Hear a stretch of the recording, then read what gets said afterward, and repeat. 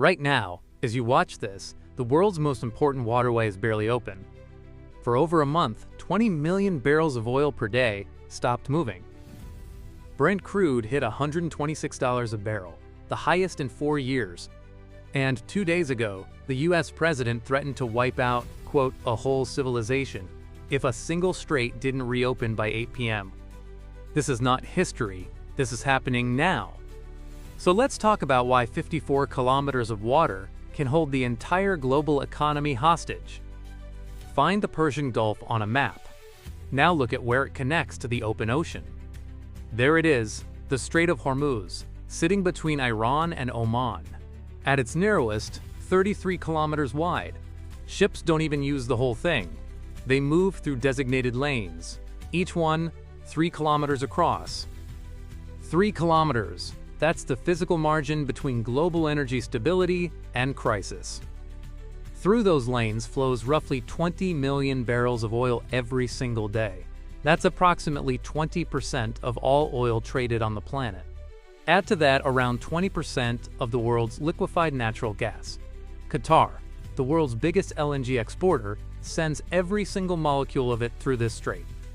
There is no other way out. Geographers call places like this choke points, but that word doesn't capture it. This is a throat.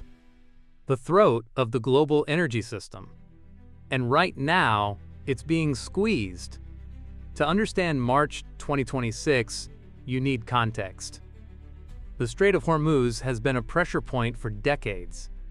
In the 1980s, during the Iran-Iraq War, both sides attacked oil tankers moving through the Gulf. Over 500 attacks in 8 years. The US Navy had to physically escort commercial ships just to keep oil flowing. They called it the Tanker War. In 2019, Iran seized a British-flagged tanker in broad daylight. Armed personnel boarded the vessel in international waters. The message was deliberate: we can shut this down whenever we want. In 2024, Houthi drones, Iranian-backed, started targeting ships in the Red Sea. Insurance premiums tripled. Shipping routes stretched thousands of miles to avoid the risk. Each incident followed the same pattern: escalation, spike, resolution, exhale. The world kept telling itself, it'll reopen. It always does. Then, February 28, 2026, the United States and Israel launched joint military strikes on Iran. Iran's supreme leader was killed. In response, Iran's Revolutionary Guard Corps issued warnings prohibiting vessel passage through the strait, bringing shipping traffic to an effective halt.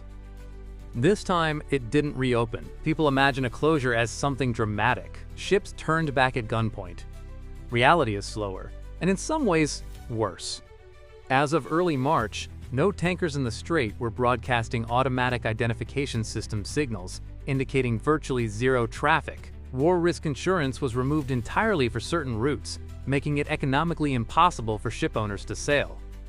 Iran confirmed the closure on March 2nd. By March 11th, tankers and cargo ships were simply anchored, lined up outside the strait, going nowhere. Iran's Defense Council warned that any further strikes on Iranian coastal territory would trigger mine-laying across all Gulf sea lanes, extending the disruption well beyond the strait itself. Bypasses? There are some. Saudi Arabia has a pipeline, the East-West pipeline, that moves around 5 million barrels per day to the Red Sea, bypassing Hormuz entirely. 5 million. Against 20 million, that's not a solution, that's a pressure valve. Qatar's LNG has no bypass at all. Pakistan officially requested Saudi Arabia reroute oil supplies through an alternative port, the first of what would become a cascade of countries scrambling for alternatives that don't fully exist. Shipping analysts assess that routine Hormuz transit was unlikely to resume for the remainder of 2026. The problem isn't that the oil disappeared. The problem is that the clock stopped, and the whole world runs on that clock. Let's talk about who's on the other end of this pipe. The countries that export through Hormuz, Saudi Arabia, Iraq, the UAE, Kuwait, Qatar, Iran itself. The Gulf states collectively pump the majority of the world's most accessible oil reserves, and almost all of it exits through this one passage. Where does it go? Roughly 80% flows east, to China, India, Japan, South Korea. Japanese refiners, for example, source about 95% of their crude from Gulf states, with 70% of that delivered through Hormuz. Asia runs on this strait. But here's the part that surprises people. The US imports very little Gulf oil directly. Europe imports less than Asia. So most Americans and Europeans look at this crisis and think, okay, it's an Asian problem. Wrong. Oil is priced globally. The moment supply tightens anywhere on Earth, the price moves everywhere, simultaneously. America doesn't need to buy Gulf oil to pay Gulf oil prices. That's the invisible chain. That's why this strait on the other side of the planet shows up in your gas bill, your grocery receipt, your airline ticket. Brent crude surpassed $100 per barrel on March 8th for the first time in 4 years, rising to $126 at its peak. The IEA described this as the most significant supply shock in the history of the oil market. Let's make this concrete. Day 1 of closure. Oil futures spike. Traders don't wait for physical shortages, they price in the risk instantly. Every oil contract on the planet reprices within hours. Day 2. Airlines quietly start adjusting fuel hedges. Ticket prices begin rising on the back end. You won't see it yet. Day 3. Trucking companies add fuel surcharges to invoices. Week 1. Gas stations reflect new wholesale prices. It feels sudden. It isn't. Week 2. Grocery prices start shifting. Fertilizers are petroleum-based. Transport costs are up. Cold storage runs on energy. Everything that moved in a truck just got more expensive. Other commodity markets hit by the crisis include aluminum, fertilizer, and helium. Some countries, particularly in Asia, introduced restrictions on consumption and began rationing supplies. Month 1. Inflation figures capture what happened to you 2 weeks ago. Politicians give speeches. Analysts explain. Headlines catch up to reality, right as reality gets worse. This is not hypothetical. This is 1979. This is 1990. This is 2022. And it is 2026. The mechanism never changes. The geography shifts. The players rotate. But the price of a choke point does not. Here's what most people miss. This crisis isn't just about oil.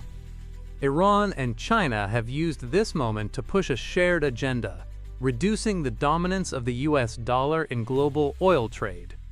Around 80% of global oil transactions are settled in dollars. Tehran and Beijing want to change that, moving toward yuan-denominated oil deals to sidestep US sanctions and shift financial power. Russia and China vetoed a UN Security Council resolution that would have compelled Iran to reopen the strait. 11 of 15 council members voted in favor. Russia and China blocked it, arguing it was biased against Iran. Meanwhile, Iran's parliament passed legislation to formally introduce transit tolls on Hormuz, a move that would effectively assert Iranian sovereign authority over an international waterway, something explicitly prohibited under the UN Convention on the Law of the Sea. Iran has demonstrated it can deny transit at an acceptable cost to itself. No plausible US military option can reliably reverse that in the near term. And now, as of this week, a fragile 2-week ceasefire. Trump agreed to suspend planned bombing in exchange for Iran reopening the strait, with Pakistan mediating the deal. Iran said safe passage would be possible via coordination with its armed forces, subject to, and this phrase matters, technical limitations. 2 weeks. Then what? Nobody knows. 54 kilometers. That's what it takes to freeze the global economy. Not a war across a continent, not a financial collapse, not a pandemic. 54 kilometers of water and the decision of one country to say, nothing passes. We built a world that depends on a handful of narrow passages staying open. We built it quietly, over decades, because it was convenient and cheap and nobody wanted to think about the alternative. Now we're thinking about it. The question isn't whether Hormuz reopens in the next 2 weeks. The question is what the world looks like if the next crisis starts from where this one ends.